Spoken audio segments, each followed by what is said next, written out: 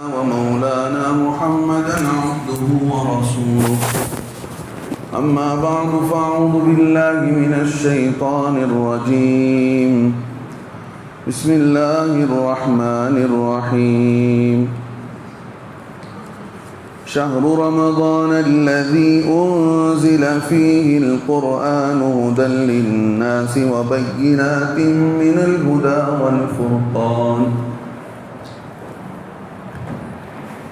فمن شهد منكم الشهر فليصم ومن كان مريضا أو على سفر فعدة من أيام أخر يريد الله بكم اليسر ولا يريد بكم العسر ولتكملوا العدة ولتكبروا الله على ما هداكم ولعلكم تشكرون صدق الله العظيم.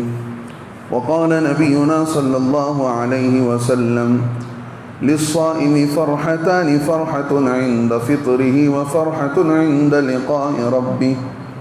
وقال صلى الله عليه وسلم رب صائم ليس له من صيامه إلا الجوع ورب قائم ليس له من قيامه إلا السحر أو كما قال عليه السلام. بزرگان دین، عزیز نوجوان ساتھیوں، اللہ کی ہم سب پر بڑی مہربانیاں ہیں، اس کے عنایات ہیں کہ ہمارے پیارے اللہ نے ہماری زندگی میں ہمیں مالا مال کرنے کے لیے ایک اور موقع رمضان المبارک کی عبادات کا اور اس مہینے کی تراویح کا اور اس مہینے میں اللہ کے نام پر مال خرچ کرنے کا، جانی و مالی عبادات کا ہمیں موقع دیا ہے. اللہ کا یہ معاملہ ہے، اللہ رب العزت اپنے برکات سے، اپنے عنایات سے، انعام و اکرام سے اسی کو نوازتے ہیں جو بندہ دنیا کے اندر اللہ کی نعمتوں کی قدر کرتا ہے.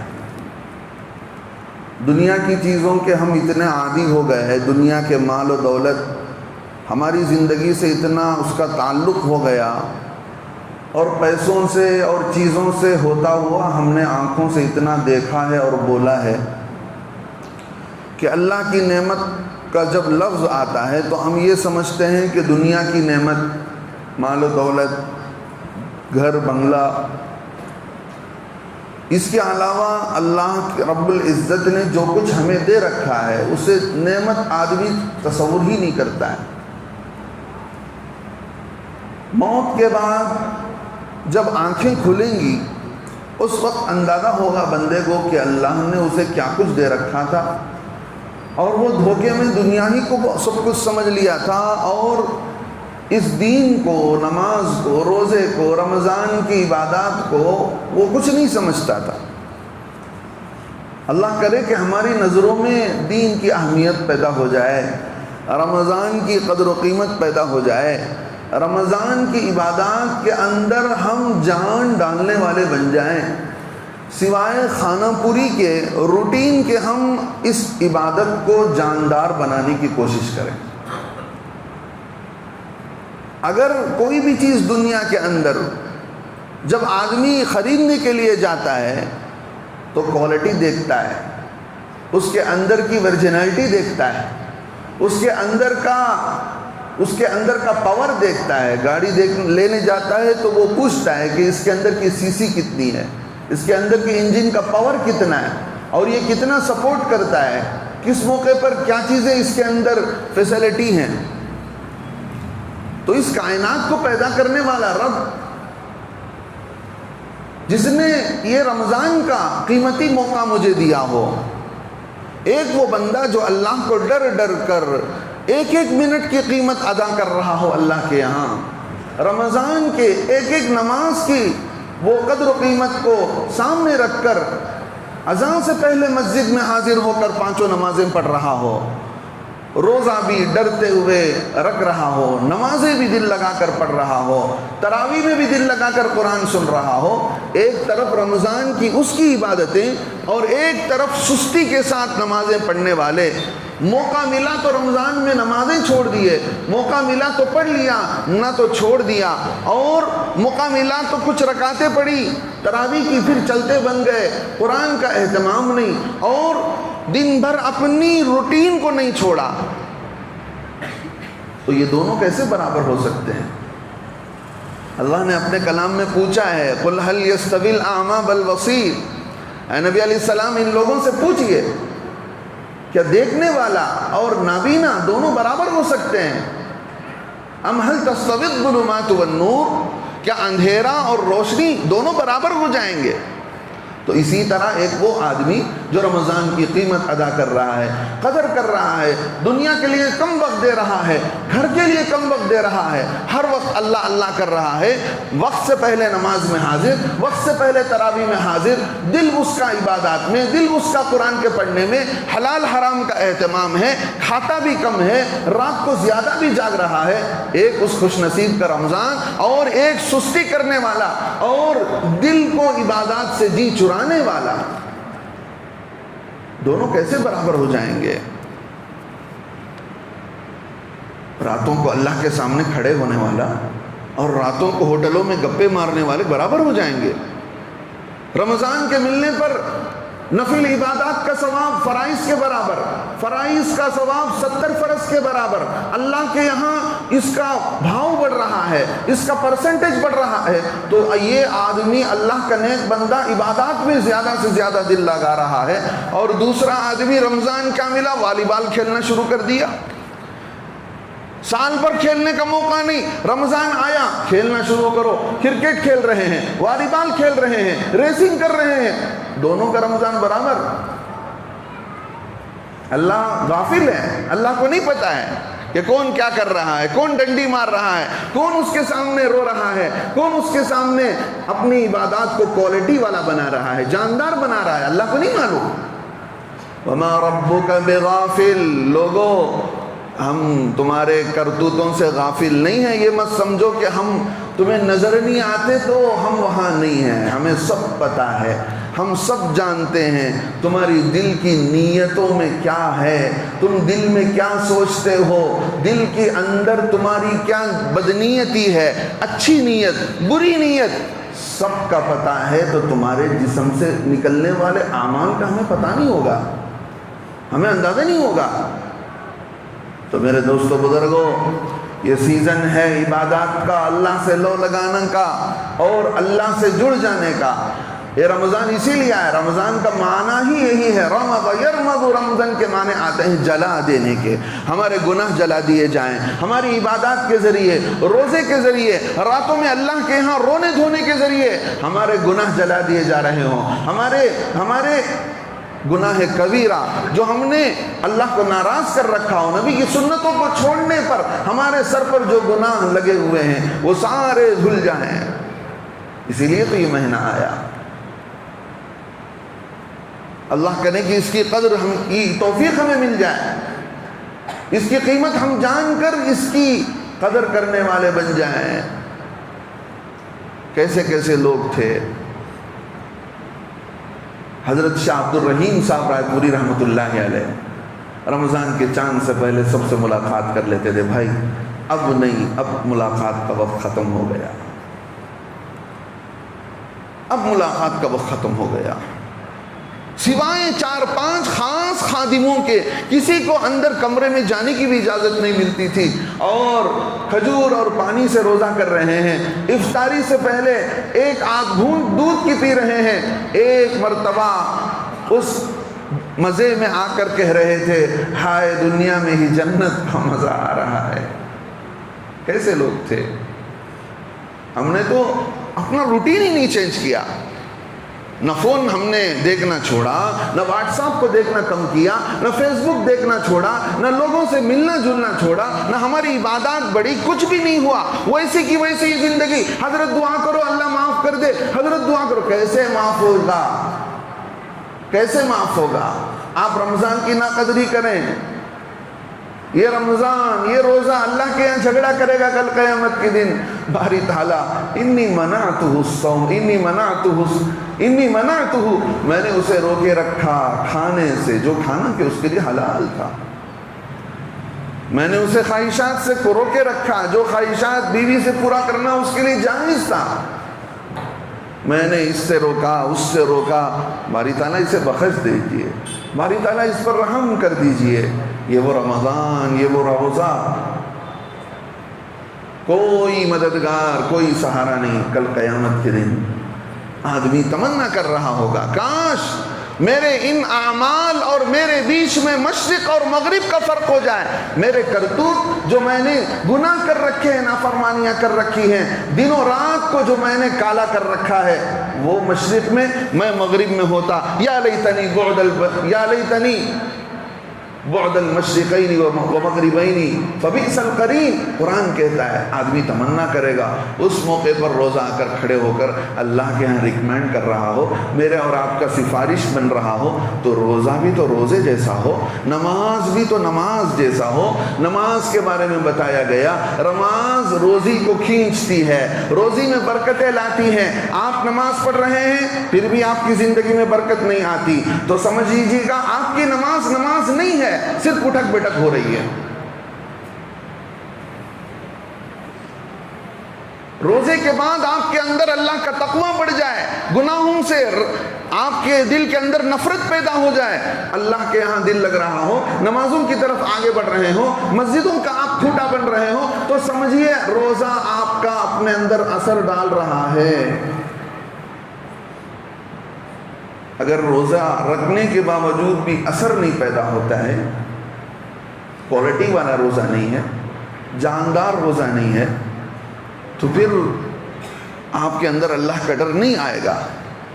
روزے کے بعد آپ کے اندر جو تقویٰ آنا چاہیے، بریک لگانے کی طاقت، کہ آپ چل پھرتے ہوئے، دنیا میں زندگی گزارتے ہوئے، کھاتے پیتے ہوئے، بازاروں کے اندر، دکان کے اندر، مسجد کو آتے جاتے ہوئے، راستوں میں، عبادات کے معاملے میں، معاملات کے اندر، ہر موقع پر بریک لگ جائے. تقویٰ بریک کا نام ہے. آپ بریک لگ رہے ہوں، آپ کے آنکھ پر بریک لگا، کان پر بریک لگا. یہ روٹین تو اللہ 1 مہینے میں کرانا چاہتے ہیں کہ دیکھو کھانا حلال تھا لیکن میں نے کہہ دیا تم نے چھوڑ دیا، ایسے ہی وہ کرو جو میں کہتا ہوں، وہاں دیکھو جہاں میں کہتا ہوں، وہ سنو جو میں کہتا ہوں، اور وہ کھاؤ جو میں کھانے کے لیے کہتا ہوں. ہر چیز وہ ہو جو میں چاہتا ہوں. 1 مہینہ ہمیں پریکٹس کے لیے دیا گیا، پریکٹس کے لیے دیا گیا، پکنک کے لیے نہیں دیا گیا. نام ہی چینج ہو گیا، نام ہی بدل گیا رمضان کا.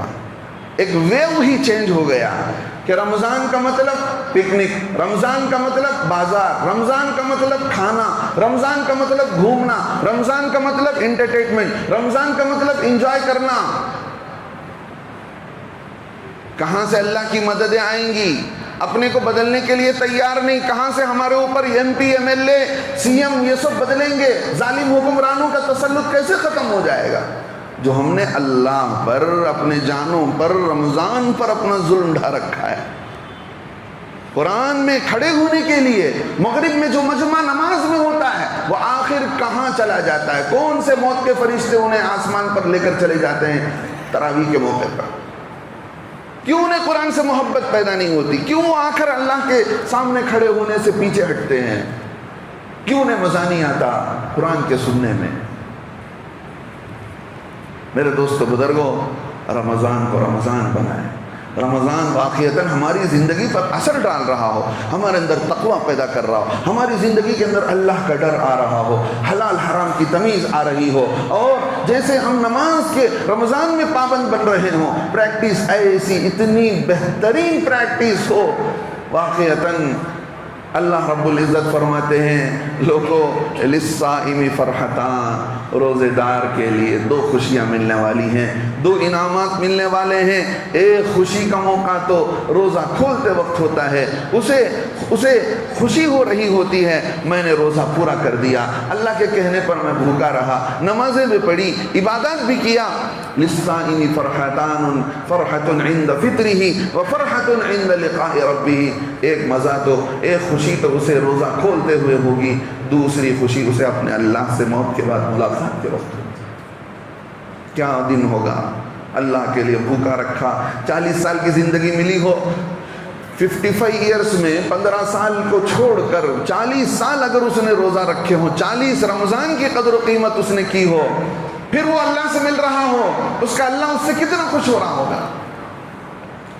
میرے دوستو، زندگی کو بدلنے کے فیصلے کریں، اپنے شیڈول کو چینج کریں، اپنے روٹین کو بدلیں. رمضان آیا پھر بھی ہم نہ بدلے تو پھر آخر کب ہوگا؟ پچھلے جمعہ میں نے آپ سے حدیث بیان فرمائی، بعدن لمن وجد رمضان، فرمایا اللہ کے نبی علیہ السلام نے، ہائے افسوس، اس کے لیے افسوس ہے، اس کے لیے ہلاکت، اور اس کے لیے کتنا بھی اس کی برائی کی جائے اور اس پر کتنا ہی رویا جائے کم ہے، جس نے رمضان کو پایا، اپنے گناہ کو بخشوانا ہو، اپنے گناہوں کو اللہ سے معاف نہ کروا لیا ہو. ایسا آدمی کے لیے میں کہتا ہوں آخر اس کے گناہ کب بخشوائے جائیں گے؟ اللہ کے نبی پوچھتے ہیں آخر اس کے گناہ کب معاف ہوں گے؟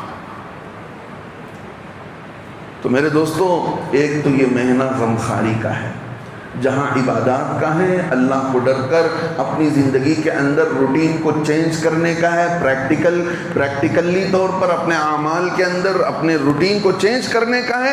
دوسرے نمبر پر غم خواری کا ہے، ایک دوسرے کا غم کھایا جائے، کسی کی مدد کی جائے. اور جو قریبی رشتہ دار ہیں، کم از کم 6 آدمی کو آپ لے لیجئے، آپ کے چچا یا تایا، آپ کی پھوپھی، ادھر آپ کے خالہ اور آپ کے ماموں، ادھر آپ کے بھائی بہن، دیکھا جائے کون کس حال میں پریشان ہے. جس کی جو ضرورت ہے، اس کے گھر میں ضرورت ہے مکسی کی، وہ کھانا پکانے کے لیے پریشان ہے، مکسی نہیں ہے، آپ مکسی دلا دیجئے. آپ نے اس سے نہیں کہا، آپ اگر وہ زکوٰۃ کی مستحقہ ہے، اس کو آپ نے مکسی دے دیا، اس کے لیے مدد ہو گئے. رمضان میں روزہ رکھتے ہوئے کپڑا دھونا اس کے لیے ایک مسئلہ تھا، آپ نے اس کے لیے واشنگ مشین لے کر دے دیا. جس کی جو ضرورت تھی اس کی آپ نے غم خواری کر لی. یہ مہینہ مواسات کا ہے، غم خواری کا ہے. اللہ کے ہاں بہت اس کا درجہ ہے. یہ مہینہ خرچ کا ہے، یہ مہینہ ایک دوسرے پر غم کھانے کا ہے، کہ آدمی ایک دوسرے کا خیال کرے کہ کس کے یہاں سودا نہیں ہے، افطاری کا سودا نہیں، اور جو ہے سحری کا سودا نہیں. آدمی سامان پہنچانے والا بنے، ان کی ضرورتوں کو پوری کرنے والا بنے، اور ان کے لیے اللہ کے یہاں دعائیں کرنے والا بنے.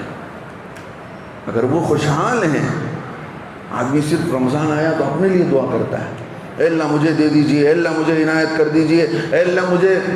ٹھیک ہے بھائی، ایک فرشتہ تو اللہ نے تمہارے ساتھ رکھا ہے جو تم دوسرے کے لیے دعا کرتے ہو. اللہ وہ فرشتہ دعا کرتا ہے، اللہ دوسرے کو بعد میں سب سے پہلے اسے دے دے. آپ کی دعا کے ساتھ فرشتے کی دعا پلس ہو رہی ہے، آپ صرف اپنی دعا پر لگے ہوئے ہیں، فرشتے کی دعا کو آپ اپنے ساتھ لینا نہیں چاہتے ہیں. آپ کیوں ایسا چھوٹا خیال رکھتے ہیں؟ سورہ فاتحہ پڑھی، 3 قل پڑھا، اے اللہ صرف ہمارے ماں باپ کی بخش دیجئے. ایک صحابی آئے قریے کے، اللہ کے نبی علیہ السلام کے سامنے کھڑے ہوئے اور دعا کرنے لگے، اے اللہ رحمت، آپ اپنی رحمت اتاریے میرے اوپر اور محمد صلی اللہ علیہ وسلم کے اوپر، اور اس میں کسی دوسرے کو شیئر مت کیجئے. اللہ کے نبی علیہ السلام نے فرمایا، پیارے اللہ کی رحمت تو بڑی ہی وسیع ہے، تو بڑی نیت کرتا تو اللہ سب کو اپنی رحمت میں شامل کر لیتے، تو نے اللہ کی رحمت کو بڑی چھوٹی بنا دی، بہت چھوٹا کر دیا. تو رمضان میں ہم ساری انسانیت کے لیے دعا مانگے، سب اپنے بھائی ہیں، چاہے جس کونے میں جیتے ہوں، جس حال میں جی رہے ہوں، خصوصاً غزہ کے مسلمان. اندازہ کر کے دیکھیں، ہمارے گھر میں سحری کے وقت میں بجلی چلی جائے، آپ کا کھانا اد کچا ہو جائے، اور آپ کو اسی اد کچے کھانے میں روزہ رکھنا پڑے، موز وغیرہ کھا کر آپ نے روزہ رکھ لیا. ایک روزہ اگر خدا نہ خواستہ آپ کو ایسا مل گیا تو سوچ کر دیکھیے 30 روزے ان کے کیسے ہوں گے. کبھی آپ نے روزانہ 10 منٹ وقت نکالا ان غزہ کے لوگوں کی دعا کے لیے، ان کے حق میں اللہ سے مانگنے کے لیے؟ وہ جمع ہوئے ہیں. تقوی کا نام صبر ہے، تقوی کا نام اللہ سے ڈرنے کا ہے. جمع ہوئے ہیں، دشمن کے سامنے ڈٹے ہوئے ہیں، چاہے رمضان ہو غیر رمضان ہو، اللہ کے دین پر جم کر ساری دنیا کو یہ ثابت قدمی بتا رہے ہیں، یہ لوگ تو 10 سال سے تمہارے پاس آئے ہوئے ہیں، یہ لوگ تو ہم پر 100 سال سے مسلط ہیں، یہ دشمن ہمارے پڑوس پہ 100 سال سے مسلط ہیں، تمہارے اوپر تو 10 سال سے یہ حکومت بنی ہوئی ہے، تم اتنے اوپر نیچے ہو گئے، پریشان ہو گئے، دیکھو ہم کو، عبرت لو ہم سے کہ ہم کیسے جمے ہوئے ہیں۔ پیارے آقا علیہ السلام فرماتے ہیں لوگوں یہ صبر کا مہینہ ہے، صبر کا بدلہ جنت ہے، اور غم خاری کا مہینہ ہے۔ غم خاری کے لیے جو آدمی جتنا کرتا ہے اللہ اس کی نیکی کو پالتے ہیں۔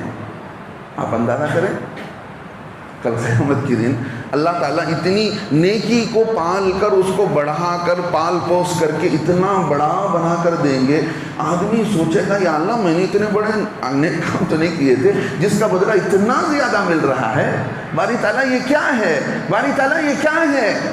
آدمی کو بتایا جائے گا دیکھو تم نے فلاں موقع پر نیکی کی تھی، اس کو اللہ نے پالا ہے، بڑھایا ہے، اور اللہ جتنا چاہتے ہیں بڑھاتے چلے جاتے ہیں، جتنا چاہتے ہیں بڑھاتے چلے جاتے ہیں۔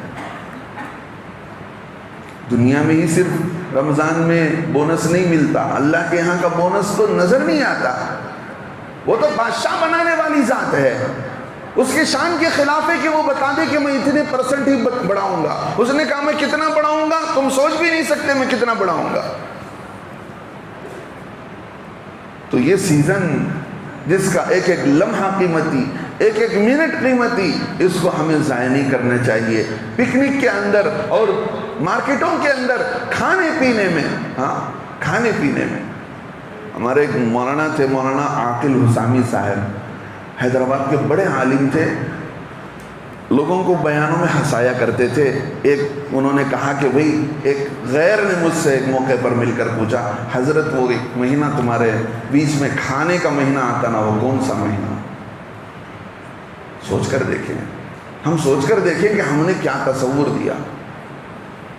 2 دن پہلے لاٹھی چارج ہوئی، فری میں حلیم بٹا، تو اتنی بھیڑ امنڈ پڑی رمضان کی برکت کو لینے کے لیے، ایسا معلوم ہوا صبح میں جو روزہ رکھے رات کو حلیم کی شکل میں اللہ جنت کی ٹکٹ دے رہا ہے، جو حلیم کھا لیا اسے جنت کی ٹکٹ مل گئی۔ اب اتنا مجمع ٹوٹ پڑا کہ پولیس کو لاٹھی چارج کرنا پڑا۔ توبہ توبہ توبہ۔ اے کاش کے ریاض الجنہ میں جو لوگ مدینے میں اللہ کے نبی علیہ الصلوۃ والسلام کے روضے اقدس کے بازو میں جو ریاض الجنہ ہے، جس کے بارے میں اللہ کے نبی نے فرمایا ما بین بیتی و منبری روضۃ من ریاض الجنہ، میرے منبر اور میرے گھر کے بیچ میں جو ٹکڑا ہے وہ جنت کا ٹکڑا ہے۔ لوگ وہاں مرتے ہیں، 2 رکعت کا موقع مل جائے، 4 رکعت کا موقع مل جائے۔ اے کاش کے رمضان میں ہم تہجد میں پوری مسجد بھر جاتی، محلہ بھر جاتا، لوگ انتظار میں کھڑے ہوتے، ایک کے پیچھے ایک، ایک کے بعد ایک۔ یہاں تو حلیم پر لاٹھی چارج ہو رہا ہے۔ آخر ایسی امت پر ظالم مسلط نہیں ہوں گے تو کون مسلط ہوں گے؟ رمضان کو قیمتی بنائیے۔ علیک بالصوم، اللہ کے نبی ایک حدیث میں فرماتے ہیں لوگوں اپنے پر روزے کو لازم کر لو۔ چھوٹے چھوٹے بہانے مل گئے، حضرت ڈرائیونگ میں تھا، دور جانا تھا، چھوڑ دیے، اٹھا نہیں، سحری میں بھوکے بھی تو روزہ رکھ لیا کرو۔ کون سی ایسی گرمی ٹپک رہی ہے؟ ہے گرمی ٹھیک ہے، لیکن جون جولائی کی جو سخت گرمیاں ہوتی ہے ویسی گرمی تو نہیں ہے مئی جون کی۔ چھوٹے چھوٹے بہانے سے روزے چھوڑ رہے ہیں۔ اللہ کے نبی فرماتے ہیں علیک بالصوم، اپنے پر روزے کو لازم کر لو، فإنہ لا عدل لہ، روزے کے برابر کوئی چیز ہو نہیں سکتی ہے۔ روزے سے ہی جو کچھ مل سکتا ہے وہ روزے سے ہی ملے گا، روزے کے علاوہ کسی سے نہیں ملے گا۔ اللہ کے نبی آگے فرماتے ہیں جنت میں ایک دروازہ ہے جس کا نام ریان ہے، اس میں صرف روزے دار ہی داخل کیے جائیں گے۔ جس کا روزہ کوالٹی والا ہوگا اللہ بلائیں گے، دیکھو وہ ہے نا اس کے پیچھے اس کو بلاؤ، ارے وہ آ جا، تو آ جا، فلاں آ جا، اللہ اس کو بائی پاس کے ذریعے سے ریان نامی دروازے سے داخل کر رہے ہیں۔ اللہ ان خوش نصیبوں میں ہمارا بھی شمار فرمائے۔ میرے دوستو، رمضان کا تعلق غم خاری سے، رمضان کا تعلق عبادات سے، رمضان کا تعلق قرآن پاک سے۔ حضرت جی مولانا انعام الحسن صاحب رحمۃ اللہ علیہ پوری دنیا کے سب سے آخری امیر تبلیغ رہے ہیں، سوری دنیا کے سب سے آخری امیر تبلیغ رہے ہیں.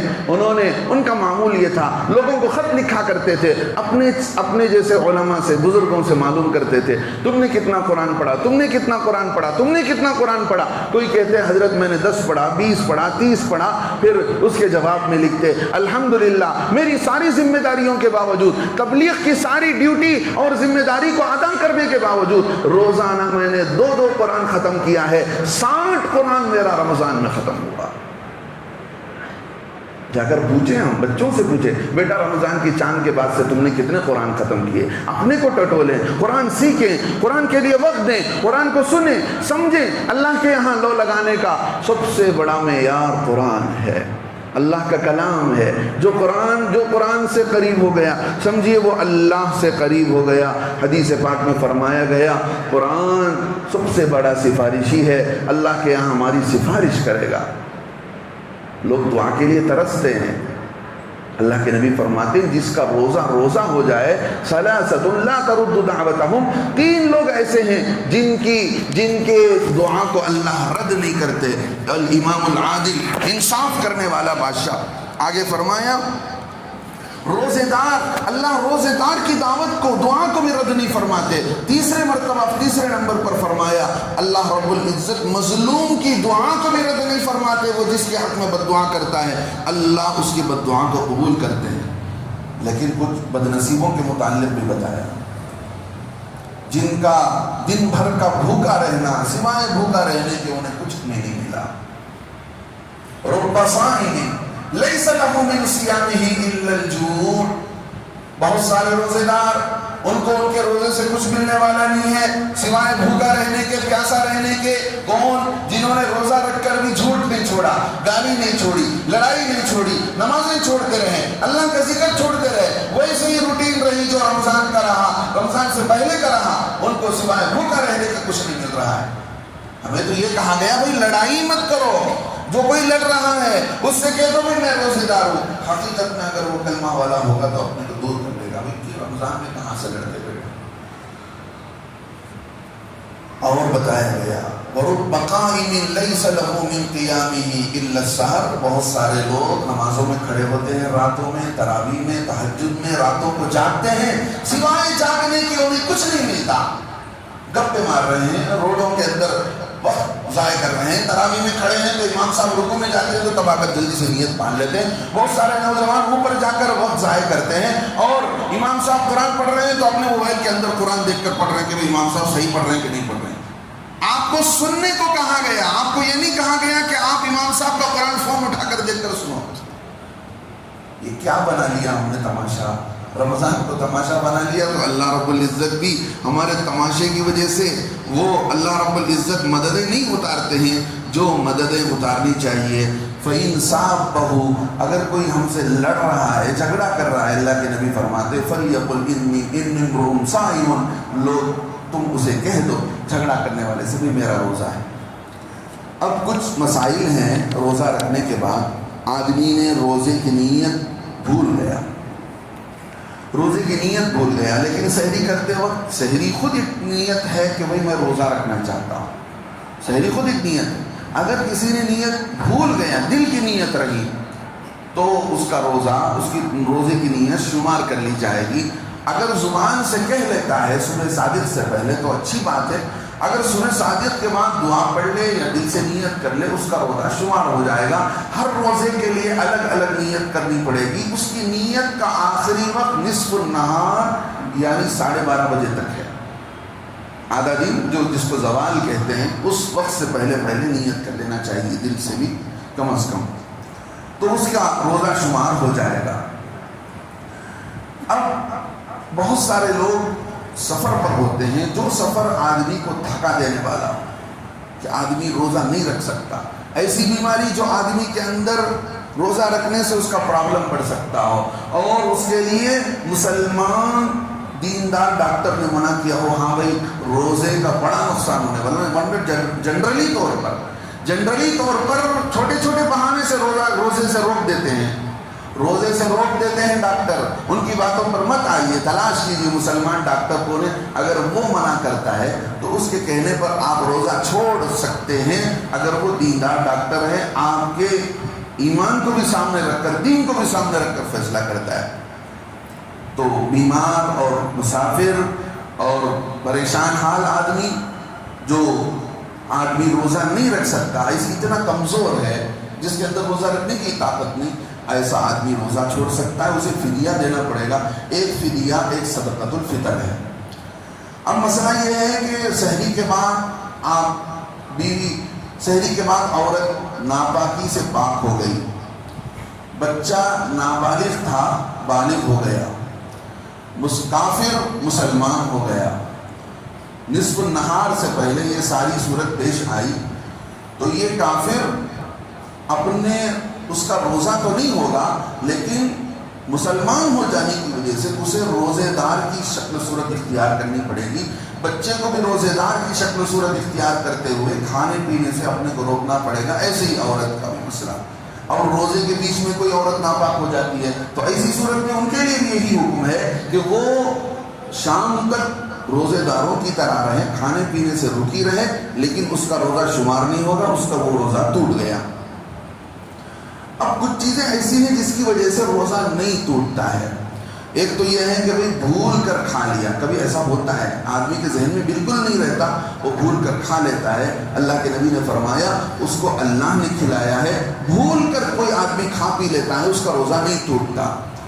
ایسے ہی کبھی کبھار ایسی غلطی بہت ریئر ہوتی ہے، بھول کر ملاقات ہو گئی بیوی سے، ایسا نہیں ہوتا، بہت ریئر ایسا ہوتا ہے، اگر ان کی سچی دل کی نیت سے پتا چلا کہ وہ بھول کر ہوا ہے غلطی سے تو اس پر بھی ان کا روزہ نہیں ٹوٹتا ہے۔ اب خون دینا ہے یا خون چیک اپ کے لیے آپ دے رہے ہیں یا دوسرے کے لیے بلڈ ڈونیٹ کر رہے ہیں، ضرورت پر کسی کو ضرورت پڑ گئی آپ بلڈ ڈونیٹ کر رہے ہیں یا چیک اپ کے لیے خون دے رہے ہیں، اس سے بھی روزہ نہیں ٹوٹتا۔ آپ کا گلوکوز جو چل رہا ہے، اگر وہ گلوکوز کا پاور آپ کے رگوں کے ذریعے سے آپ کے جسم کے اندر طاقت دے رہا ہے تو آپ کا روزہ نہیں ٹوٹے گا، اور انجیکشن کے لینے سے بھی روزہ نہیں ٹوٹے گا۔ ہاں وہ انجیکشن جو پیٹ کے راستے سے سیدھے پیٹ کو پہنچایا جاتا ہے، اگر کسی کو کتا کاٹ لیتا ہے تو ایسی صورت میں پیٹ پر انجیکشن لگایا جاتا ہے، تو ایسی صورت میں تو الگ بات ہے۔ ڈائلیسس پیشنٹ ہیں، ان کا بلڈ الگ کیا جاتا ہے، ڈائلیسس پروسیس کیا جاتا ہے، ان کا بھی روزہ نہیں ٹوٹے گا۔ اگر خود بخود خے ہو جاتا ہے، خود بخود ایک ہے آپ اپنے حلق میں انگلی ڈال کر خے کر رہے ہیں، اس سے تو روزہ ٹوٹ جائے، آٹومیٹکلی خے ہو جاتا ہے، اس سے روزہ نہیں ٹوٹے گا۔ بہت سارے لوگوں کو متلی آتی ہے، آدھے دور تک خے آتے ہوئے واپس چلا جاتا ہے، تو پھر اس سے بھی روزہ نہیں ٹوٹنے والا ہے۔ اور بہت سارے لوگ تھوک نکلتے ہیں، شک میں پڑ جاتے ہیں، تھوک کے نکلنے سے نہیں، حالانکہ اگر آپ نے تھوک کو جمایا ہے، تھوک جما رہے ہیں تو اس کو تھوک دینا پڑے گا، اگر وہ نکل رہے ہیں تو پھر وہ آپ کے لیے مفسدات روزہ، آپ کا روزہ ٹوٹ جائے گا۔ اب جو چیزیں روزے کو توڑنے والی، جان بوجھ کر کھا پی لینا، جان بوجھ کر بیوی سے مل لینا، ایسے ہی دھواں، بہت سارے لوگ انہیلر لیتے ہیں، اس سے بھی روزہ ٹوٹ جائے گا، دھواں لیتے ہیں، بھپکارا لیتے ہیں، اس سے بھی روزہ ٹوٹ جائے گا۔ اور جان بوجھ کر قے کرتے ہیں، جیسے میں نے بتایا جان بوجھ کر قے کر رہے ہیں، کسی کو ناک سے خون آ رہا ہے اور ناک کو اس خون کو باہر آنے نہیں دے رہے، وہ خون جو ہے ناک کے اندر کی نالی سے آپ کے حلق میں اتر رہا ہے، تو اس سے بھی روزہ آپ کا ٹوٹ جائے گا۔ اگر کوئی آدمی پان کھاتے ہوئے منہ میں پان رکھ کر سو گیا صبح کے وقت میں، تو اٹھا تو پان منہ میں ہے، اس کا بھی روزہ نہیں ہوا۔ اور آپ وضو کر رہے ہیں، آپ نے نہیں چاہا، بلا اختیار کے پانی چلا گیا حلق کے اندر، تو اس سے بھی آپ کا روزہ ٹوٹ جائے گا۔ اور کان میں یا ناک میں دوا ڈالی جاتی ہے تو اس کا اثر دماغ تک بھی پہنچتا ہے، بعض دوائیں ایسی ہوتی ہیں جس کا اثر پیٹ تک پہنچتا ہے، ایسی صورتوں میں آپ کا روزہ جاتا رہے گا۔ ان چیزوں سے بہت احتیاط کرنا چاہیے۔ اگر بیوی سے قریب ہوئے، بوس و کنار ہوئے، ایسی حالت میں انزال ہو گیا تو اس سے بھی روزہ ٹوٹ جائے گا۔ بعض نوجوانوں میں گندی عادت ہوتی ہے ہینڈ پریکٹس کی، اگر انہوں نے ایسی غلطی کی ہے، ہینڈ پریکٹس سے ان کا انزال ہو رہا ہے، ڈسچارج ہو رہا ہے، تو ان کا بھی روزہ جاتا رہے گا۔ اور عورت کے لیے چیک اپ ہوتا ہے، عورت کے مخصوص عضو میں پرائیویٹ پارٹس کے اندر نرس یا ڈاکٹرز چیک کرتی ہیں، اگر وہ کچھ دوائی رکھ رہی ہیں تو اس سے روزہ ٹوٹ جائے گا. اگر وہ سوکھے ہاتھ سے اس کا چیک اپ کر رہے ہیں تو روزہ نہیں ٹوٹے گا. اگر وہ اپنے ہاتھ کو گیلا کر کے کوئی چیز لگا کر کے چیک اپ کر رہی ہیں تو اس سے روزہ ٹوٹ جائے گا. بعض دوائیاں ایسی ہیں جو مرد کے پیشاب کے راستے سے اندر ڈالی جاتی ہیں، بہت ریئر دوائیاں، اس سے بھی روزہ ٹوٹ جائے گا. یہ مختصر مسائل آپ حضرات کے سامنے میں نے بتائے ہیں. اس کے علاوہ جب جو ضرورت آئے، الحمدللہ ہمارے محلے کے مسجد کے ذمہ داروں نے ایسے گروپ بنا رکھے ہیں جس میں آپ مسائل پوچھ سکتے ہیں. علماء ہیں اس میں، مفتیان کرام ہیں، ائمہ کرام ہیں، اس سے آپ رجوع ہو جائیے. اللہ سے دعا ہے اللہ تعالی ہمیں روزے کو جاندار بنانے کی، رمضان کو جاندار بنانے کی توفیق